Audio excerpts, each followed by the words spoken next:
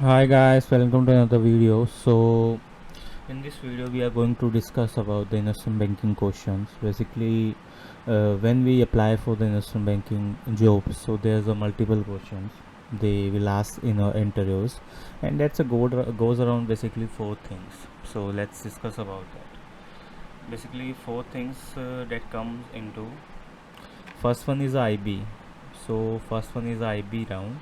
So it's HR and technical round. Basically, no, first one is HR and technical round. So in that round, they will ask about your current CTC, what is the expected CTC, what is the family background, and apart from that, what is your basically preferred location, and how's the knowledge about the finance concept. Like they will ask some things like what is debt, what is leverage, etc. That HR is not much known about the informations basically that related to the finance domain, so they will ask only general question that given in the JD. I think they don't even know about this, what is leverage and what is this finance, etc. And apart from that, like the some technical questions are also there. Why change, why do you want to change this, why this company only. So these are basically some questions, so you have to make the answers as per your requirements and as per your basically way, because these answers are specifically for the these answers are different for the everyone. Then there's a technical round. So in this round they will ask for the for accounting questions, like they will check your knowledge about the accounting. Do you have the deep knowledge of accounting or not, or you have just or or or you have just like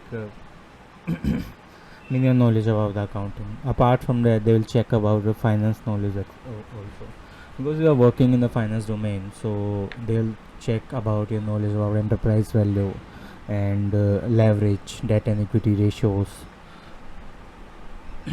What is WACC? How we calculate WACC? What is the purpose of WACC? These type of questions. Then apart from that, there's the Excel knowledge also.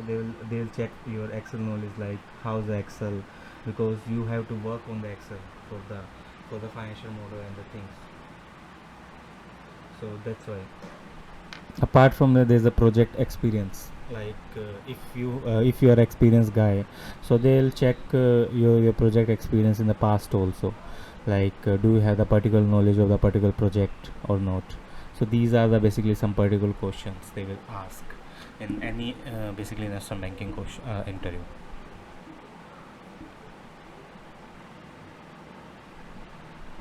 Let's discuss the first question. So it's a walk me through the three financial statement.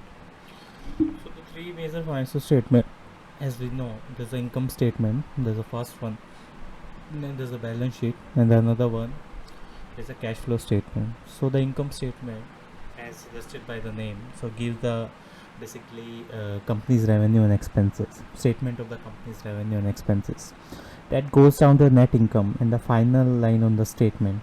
The balance sheet shows the company's assets, its resources such as cash, inventory, and PP, as well as the liabilities such as debt and accounts payable. Shareholders' equity. Basically, assets must be equal to the liabilities plus shareholders' equity. The cash flow statement begins with the net income, adjust for the non-cash expenses, and the working capital changes. Then list down the cash flow from the its investing and financing activities at the end. You see the company's net changes in the cash. So that's why basically cash flow is about the company's net changes in the cash, like how much changes are there, like in the beginning how much cash we have, and in the end what is the cash we left. Let's say we have the 100 rupees in the cash in the beginning, and in the last we have the basically 50 rupees in the cash. So that's a 50 rupee changes in the period of time. So can you give the example of the major line items of the each of the financial statement? So first one is the income statement. So there's a revenue and the cost of gold, selling, general and administration expenses, operating income, pre-tax income, net income, and investment bank.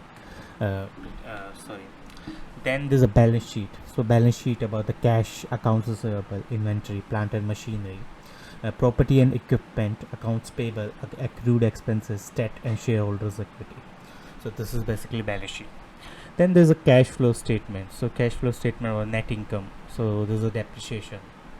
And then stock based compensation, changes in the operating assets and liabilities, cash flow from the operations, capital expenditures, cash flow from the investing, sales and purchase of the security and dividend issued, and cash flow from the financing.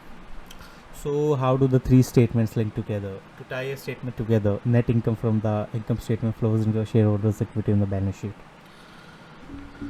Like how these are related, how these three statements are related. So basically to tie a statement together, net income from the net income statement flows through the shareholders equity in the balance sheet into a top line of the cash flow statement.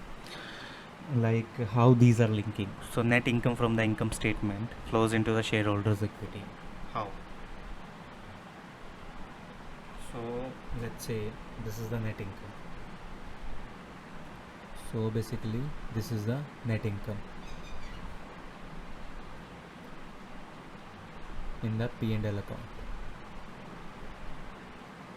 So this is the profit and loss. Then profit and loss goes to retained earnings.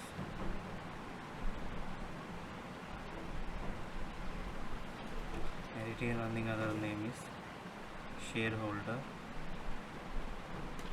equity or retained reserve and surplus.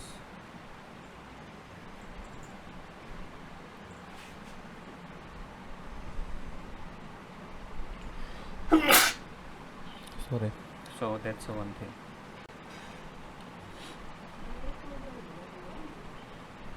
Then we will find out like how these are related to.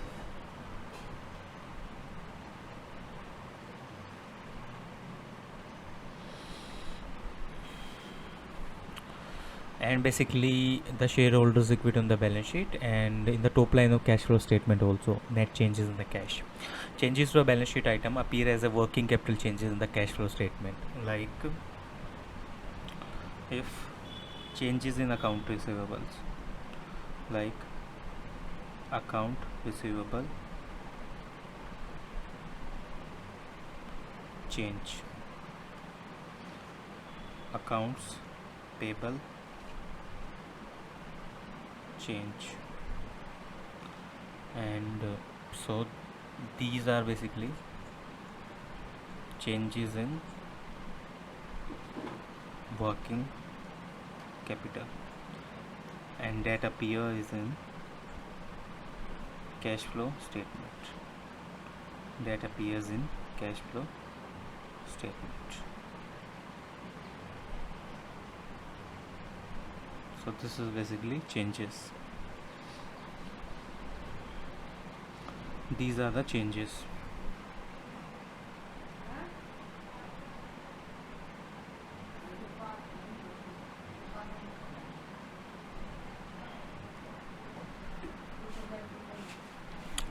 Then these are changing investing and financing activities as well.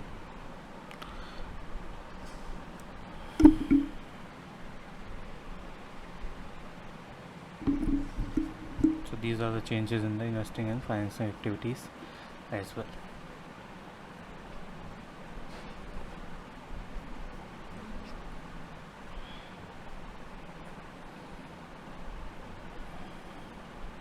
Changes to a balance sheet item appears as the working capital changes on the cash flow statement, and investing and financial activities affect the balance sheet items such as PP, debt and shareholders equity, etc. Cash and shareholders equity items on the balance sheet act as a plus, which is cash flowing and in line on the cash flow statement. So there's a case study questions also, like if I was stranded on the desert island, only I had one statement and I wanted to review the overall health of the company. Which statement I use and why? So in this case, basically, he will use the cash flow statement because it gives a true picture of the how much cash the company is actually generating, and independent of all the non-cash expenses you might have. Like, this is the first thing you care about when analyzing the overall financial health of any business. It's cash flow. Basically, it's cash flow about the business. Let's say if I could only the two statement to assess a company's prospect, which two would I use? You would pick the income statement and the balance sheet because you can create the cash flow statement from both of those. Like, you can use the income statement and the balance sheet. After that, you can create the cash flow statement from these two statement, and basically these are the same period and income statement as well. So walk me through the how the depreciation is going up by 10% would affect the financial statement. Like, let's say if my company's depreciation is goes up by 10%. First the depreciation is $100, now 110. So what is the effect on the financial statement? So income statement. So operating income would decline by 10 because depreciation is coming to the P&L debit side. So that's why profit will be decreased. And net income at the so in the cash flow statement also, net income at the top goes down by 4, but the 10 depreciation is non-cash expenses that added back. That's added back. It's a non-cash expenses. By 4 means there's a tax expenses also. So that's why.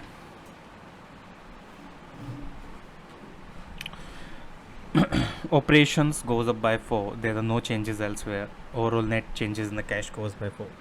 Balance sheet, plants, property and equipment goes down by 10 on the asset side because of the depreciation. Cash is up by 4 from the changes on the cash flow statement. Overall assets is done by 6 since the net income fell by 6 as well. Shareholders equity and the liability and shareholders equity side is down by 6. Both sides of the balance sheet balance. With this type of questions, I always recommend going in the order. So first one is the income statement, then is the cash flow statement, then balance sheet. This is so you can check yourself at the end and make sure that the balance sheet balances. Remember that the asset is going up, decrease. Your cash flow is the liability going up, increase. Your cash flow increase.